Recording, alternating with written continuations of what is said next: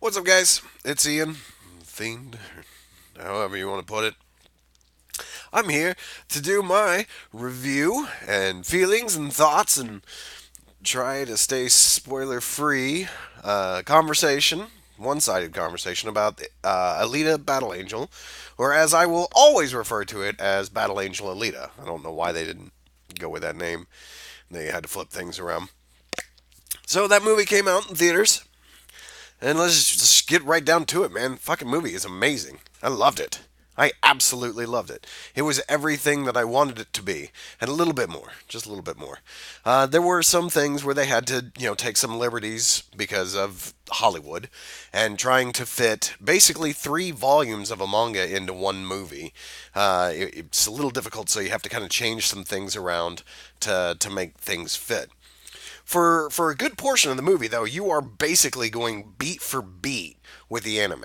I mean, there's shots that are just right out of the anime, and it was really really amazing. I actually forgot to mute that. I caught the movie with my dad and my mom. Me and my dad, we came across this movie. I think I've said this in the reaction to the trailer. We came across the original anime back in the late '90s when it was just called Hunter Warrior before they changed the name to Alita Battle Angel or Battle Angel Alita. And then we found the manga series and been in love with it ever since. I mean, quite literally, we started reading that series back in '98, so it's almost been about 20 years since I've been reading the manga, be it through the original series, the Last Order, and now what's going on with the Martian Chronicles. Really good stuff. I really dig it. It's one of those series that I get into. I like it a whole bunch. So let's get back to the movie. What am I doing? I'm talking about all sorts of shit. So, real quick, again, it goes beat for beat for some of the scenes from the anime, which also is kind of beat for beat with some of the stuff from the manga, as I mentioned before in the other video. But basically, what it is it does cover the stuff that happens in Volume One, which is Rusty Angel. Then there are some aspects that are covered from Tears of an Angel, just like the anime. But another thing that they started to introduce into this movie that they didn't in the anime to begin with is the motorball stuff. And this all starts in what is this, Killing Angel, which this is the series where things started to go off. Like we didn't see it in the animes. This was brand new stuff when it came to reading this back in the day. They do find a different way to kind of work that in instead of it being what it was in the manga. Really, the end of the movie kind of shows what volume 3 of the manga was. So if that kind of gives you any impact, when you go into watching that. But basically, the whole premise of this is, Doc Ito finds a part of a robot, which is mainly the heart and the head. Inside the head is a organic brain, and he's able to put it back on a TR or total replacement body to get it up and running. And basically, it turns out that she is not what we all think. She's not just some total replacement android. She is actually like a fighter from a hidden past, which leads to some interesting stuff like finding new bodies, new body. Let me, and then certain things that she kind of wants to do because she knows that she knows something deep down inside, and they refer to it specifically. Like I can't remember if they did it in the anime, but they do specifically refer to her fighting style, which is the Panzer Cursed. I can't remember if they call it Cursed or Kunst in the movie. I always read it as Panzer Cursed, so that's how I'm always going to see it. If I'm wrong, I'm wrong.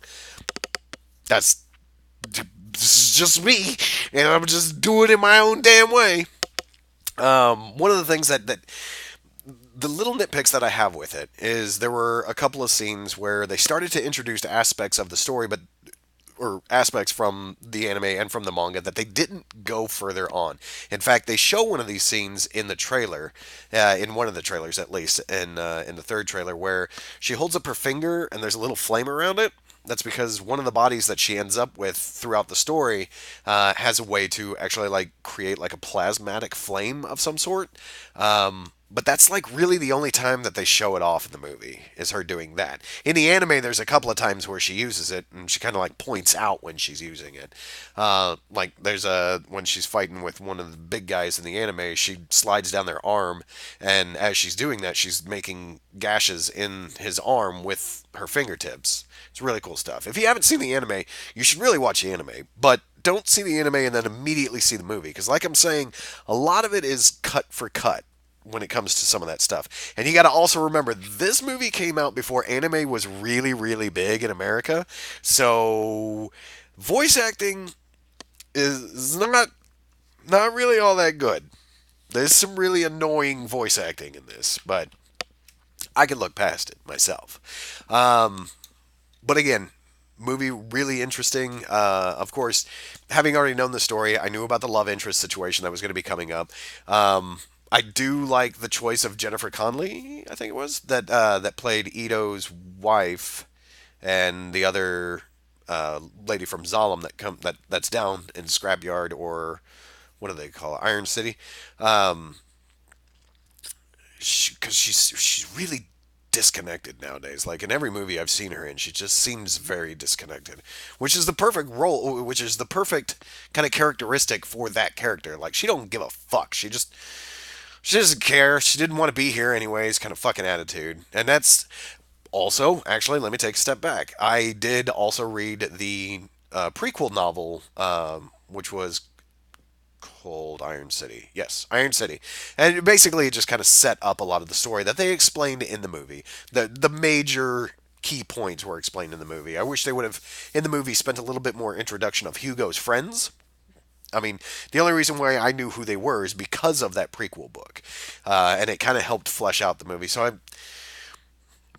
I guess this is kind of a even more biased review because I did delve into it enough to kind of go into it knowing what to expect or what things to expect to a certain extent. Uh, Either way, I still thought it was fucking amazing. The eye thing that everybody has their thing about, yes, it does kind of. It is there. It's right there in your face, literally the whole time.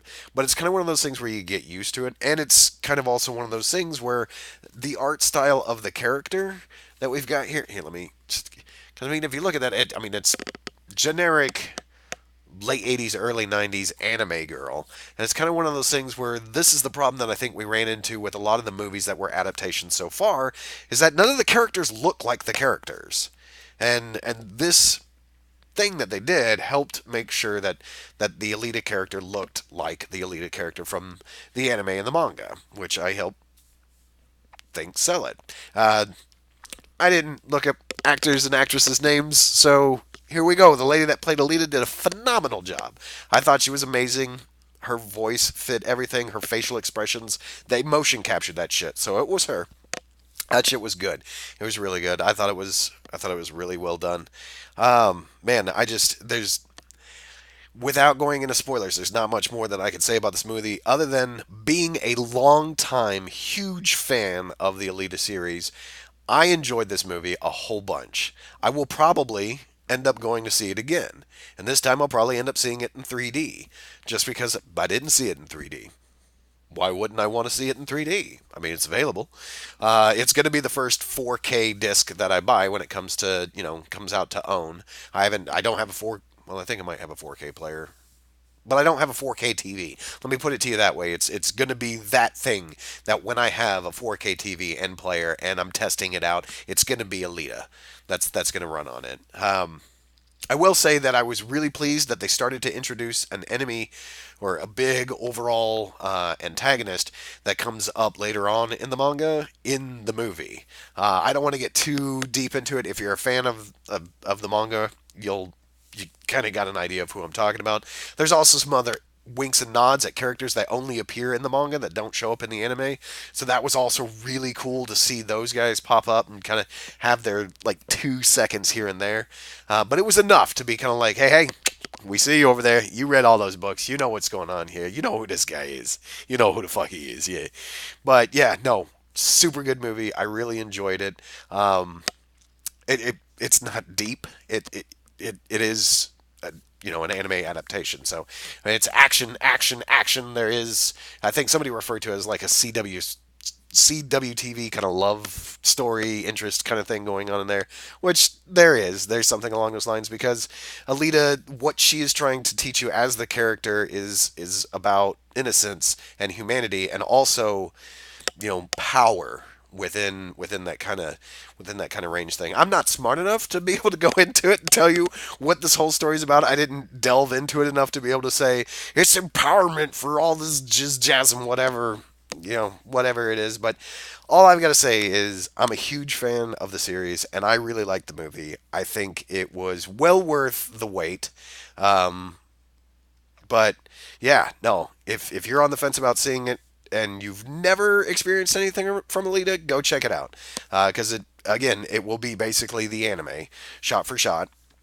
And it will cover basically everything that happens in the first two volumes of the manga. There are some slight differences, so if it does pique your interest and you want to get into the manga, I really suggest starting from volume one of the original series.